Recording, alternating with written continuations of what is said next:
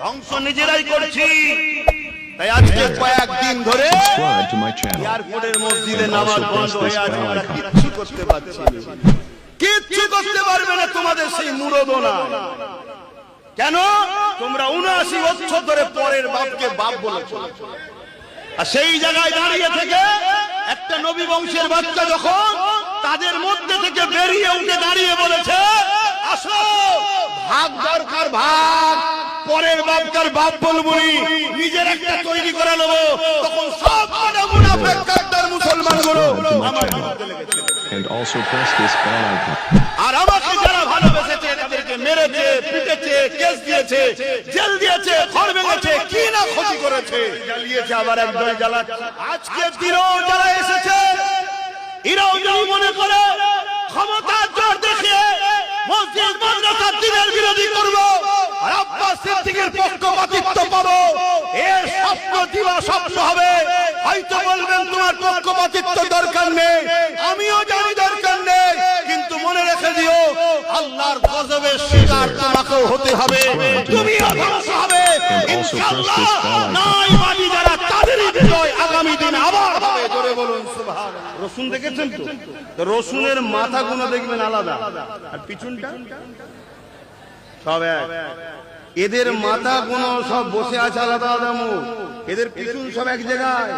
ইসলাম মিটাও, শুনছেন তো নাকি? হ্যাঁ, কেউ মাদ্রাসার 2টো সিলেবাস বাদ দিয়েছে, কেউ 3টে বাদ দিয়েছে, আর এবারে কেউ এসে বলছে মাদ্রাসায় তৈরি করে কি হবে, ও মোল্লা তৈরি হয়। কথা বুঝে আসছে না? কিন্তু ছোট হোক বড় হোক আর যাই হোক, পাপটা প্রথম ছোট হয় না বড় হয়? হ্যাঁ, ছোট পাপ হতে হতে এখন বড় পাপ। যে ছোট পাপের বেলায় যদি আমরা সুধরে যেতাম, সবারটা রয়েছে সমস্যা নেই, আমার মাদ্রাসায় সমস্যা হচ্ছে কেন? কি সবার রয়েছে সমস্যা নেই, আমার মসজিদে সমস্যা কেন? 3 মিনিট আছে না? তখন থেকে যদি ভাবতাম তাহলে সমস্যা তাহলে আজকে আসতো না, আর বলতো না যে মাদ্রাসায় মোল্লা তৈরি। জোরে বলে এটা বলতে পারতো না। কেন? আমরা যদি আগে থেকে সংসার করে ছেলে পুলে যদি আগে থেকে তৈরি করতে পারতাম, তাহলে একদিন সব ছেলে পুলে জন থাকতো নাকি? আমার কথা বুঝতে হবে বাপ। এই তো 5 বছরের ছেলে, বেশি লড়াই করতে পারছে না তো। বুঝছেন তো নাকি? বুঝছেন তো নাকি? হ্যাঁ, ছেলে যদি 30-40 বছরের হতো, 30-40 বছর আগে থেকে যদি ভাবতাম, তাহলে একদিন ধরে লড়াইটা আরো জোর হতো না? হতো। হ্যাঁ, তখন একেও বুঝিয়ে দিত মাদ্রাসা থাকবে না, তুই থাকবি, বুঝিয়ে দিত। তবে এতটুকু বলছি, মাদ্রাসা যুগে যুগে মিটাতে অনেকে চেয়েছে। বন্ধু শোনো, তোমার থেকে অনেক পাওয়ারফুল ছিল চেঙ্গিস খান।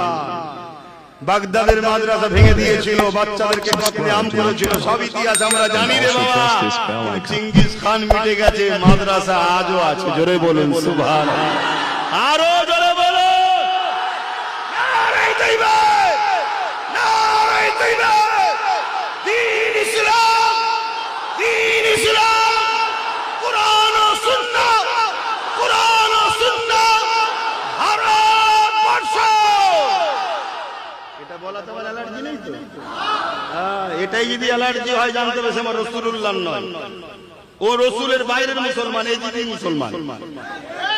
কেন? হুব্বুল আতাম, দেশকে ভালোবাসা, এটা আমার নবী সুন্নাত। নবী মক্কাকে ভালোবেসেছে, তিনার মাতৃভূমিকে। জোরে বলুন সুবহানাল্লাহ।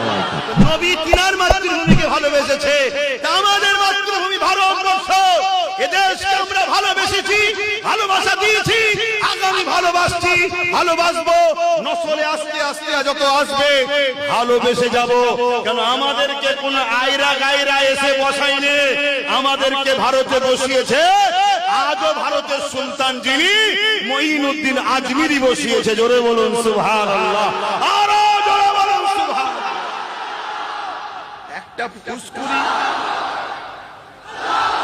একটা ফুসকুরি মিটাবার যাদের ক্ষমতা নেই, তারা বলছে আমাদেরকে মিটিয়ে। শুনছেন তো নাকি? শুধু আমাদেরকে 2টো কাজ করতে হবে। শুনছেন? প্রথম কাজ হচ্ছে আল্লাহকে ভয়, আল্লাহর উপরে ভরসা, আর জানের থেকে বেশি নবীকে ভালোবাসা ও আদর। এটা একটা। দ্বিতীয় হচ্ছে নেতা চয়ন করতে হবে, মুনাফিক নয়, মুমিন।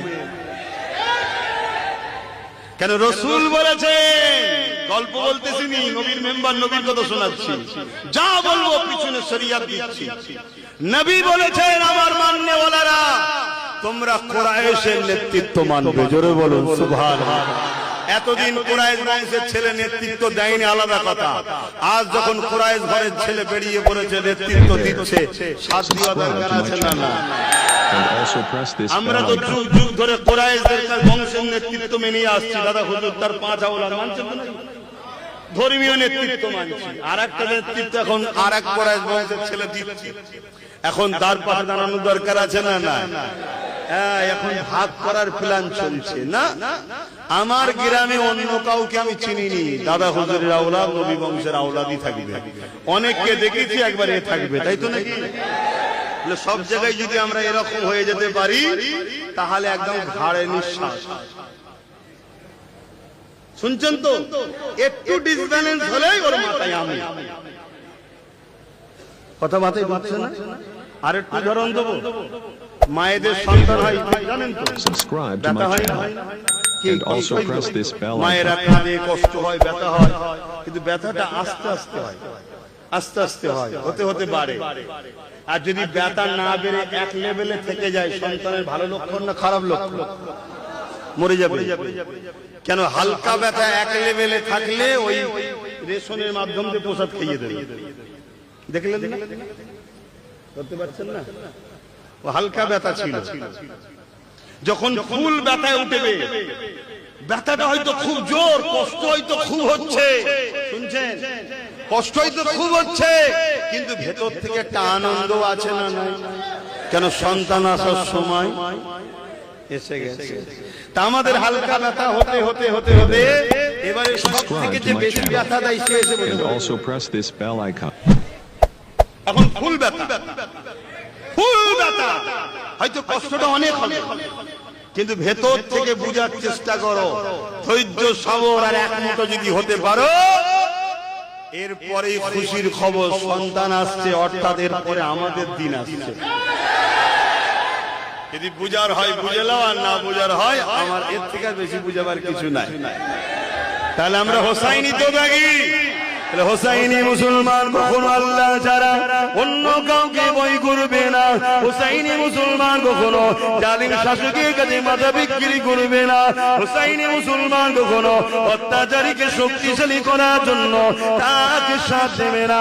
হোসাইনি মুসলমান কখনো মিথ্যার পক্ষে, অত্যাচারের পক্ষে, সন্ত্রাসের পক্ষে, খুনিদের পক্ষে, গাদ্দারদের পক্ষে সাথ দেবে না। হোসাইনি মুসলমান আল্লাহর খুশির জন্য জুলুমের বিরুদ্ধে, অন্যায়ের বিরুদ্ধে, মিথ্যার বিরুদ্ধে, স্বৈরাচারী সন্ত্রাসের বিরুদ্ধে লড়বে। এই যুবকেরা আমার হোসেন পাক জানিয়ে দিয়েছে, তোমরা যদি জুলুমের বিরুদ্ধে মজবুত ভাবে দাঁড়িয়ে রাখতে পারো, অত্যাচারী মিথ্যাবাদীদের বিরুদ্ধে তোমরা যদি মজবুত ভাবে দাঁড়িয়ে থাকতে পারো, আমি হোসেন জানিয়ে দিলাম তোমাদেরকে আল্লাহ দুটোর মধ্যে একটা নিয়ামত অবশ্যই দেবে। প্রথম নম্বর নিয়ামত হলো আল্লাহ তোমাদেরকে শহীদের দরজা দেবে। এই শহীদের দরজাটা কতটা আগে বললাম, আর একটু বলে দিই। কিয়ামতের দিনে একদল যুবককে আল্লাহ পাক বলবে, একদল মানুষ আল্লাহ পাক জান্নাতীদের ঘরে জিজ্ঞাসা করবে, এ আমার জান্নাতীরা, দুনিয়া জমিনে তোমরা অনেক কষ্ট করেছিলে, আমি আল্লাহ আমাকে খুশি করার জন্য তোমাদের উপরে অনেক অত্যাচার হয়েছিল, তোমরা সব সহ্য করে ন্যায়ের পক্ষে ছিলে, সততার পক্ষে ছিলে, মানবতার পক্ষে ছিলে, তাওহীদ ও রিসালাতের পক্ষে ছিলে।